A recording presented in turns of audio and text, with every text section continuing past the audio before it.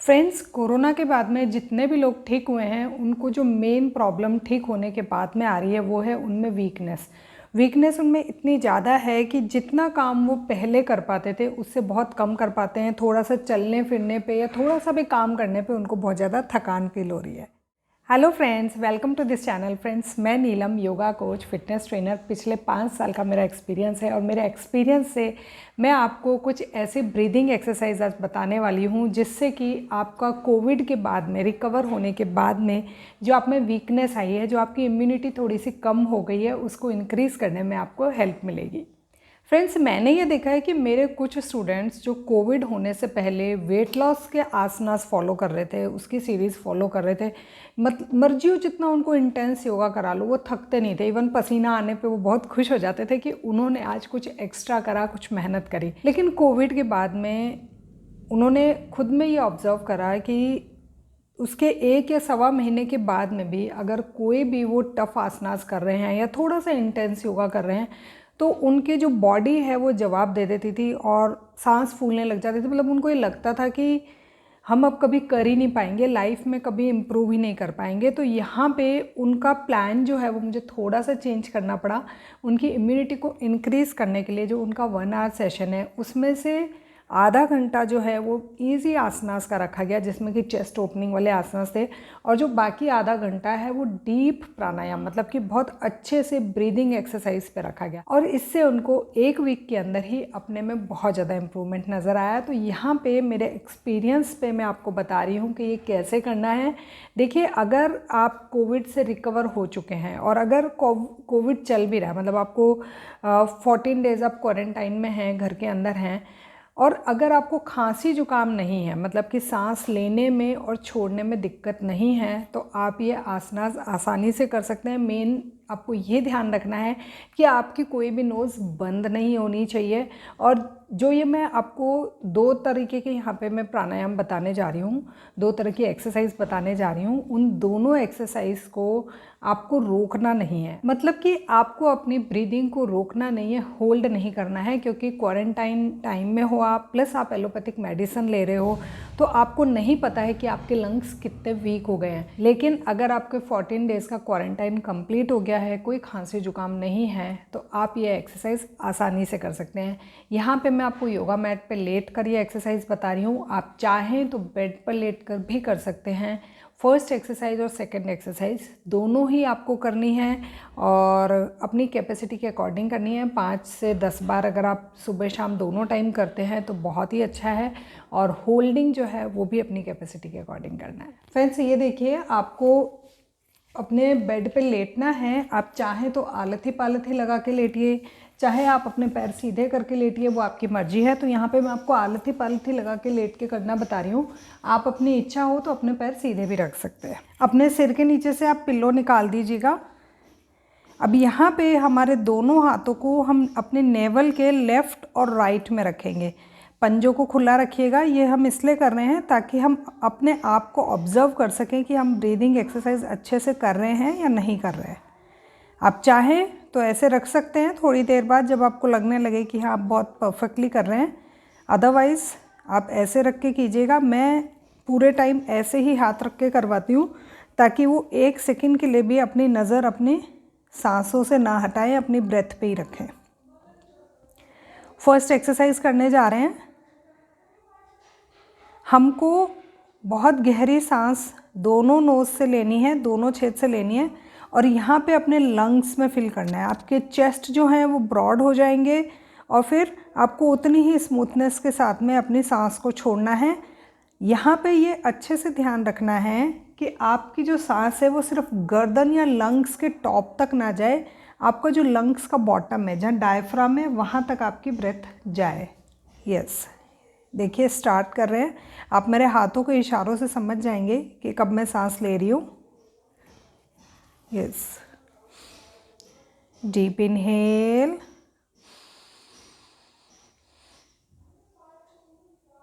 Deep Excel.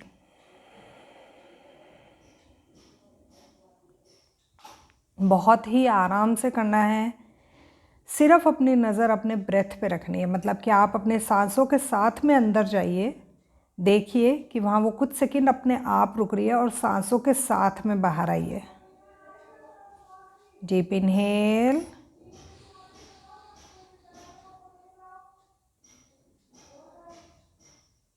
Deep Excel.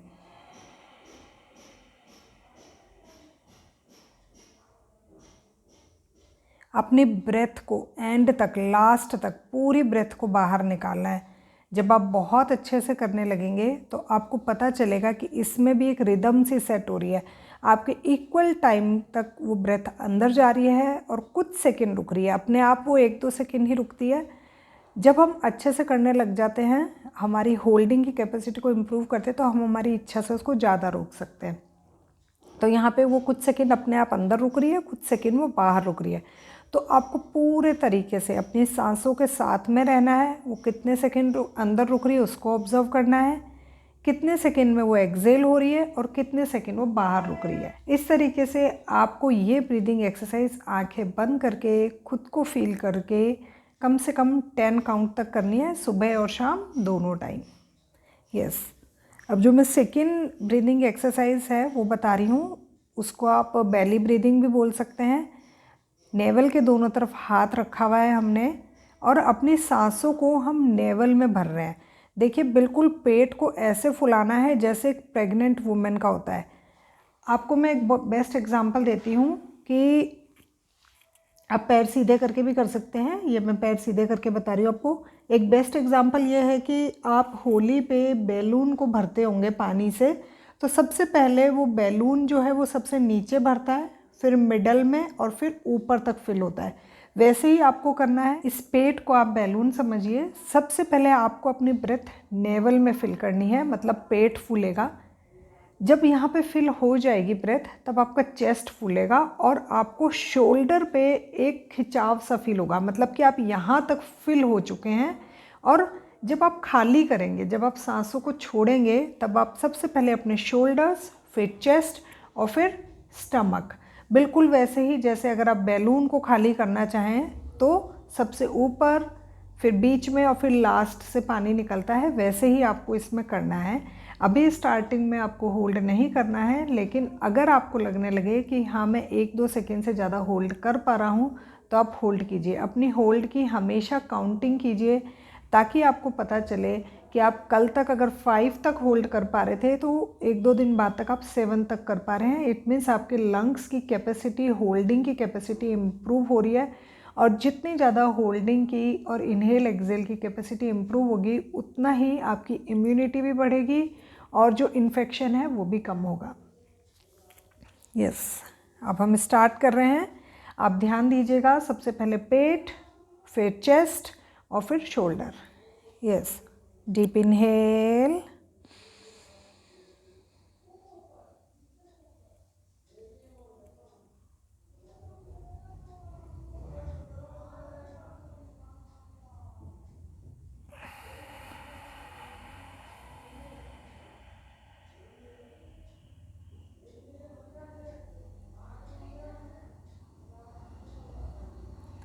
ये हमारा एक राउंड हुआ। अपने हाथों को जब हम पेट पे रखते हैं तो हम बहुत अच्छे से फील कर पाते हैं कि कैसे हमने सांसों को भरा और कैसे हमने सांसों को खाली कर दिया, पेट को खाली कर दिया। वही फिर से मैं कहना चाहूँगी कि स्टार्टिंग में होल्ड ना करें, सिर्फ इनहेल और एक्सेल करें। सपोज़ आप 10 राउंड कर रहे हैं ब्रीदिंग एक्सरसाइज के, तो 5 राउंड तक सिर्फ इनहेल और एक्सेल पे ध्यान दें। उसके बाद के 5 राउंड आप विद होल्ड भी कर सकते हैं। तो यहाँ पे मैं एक होल्डिंग का एग्जांपल आपको बता रही हूँ कि कैसे होल्ड करना है। आप नीचे जो वीडियो है उसमें ऑलरेडी टाइम चल रहा है, तो आप टाइम पे ऑब्जर्व करके रखिएगा कि कितने सेकंड तक मेरा होल्ड हुआ है। लगभग अगर आप उतने सेकंड के होल्ड तक पहुँच पा रहे हैं तो ये आपके लिए बहुत ही अच्छा है। Yes, deep inhale,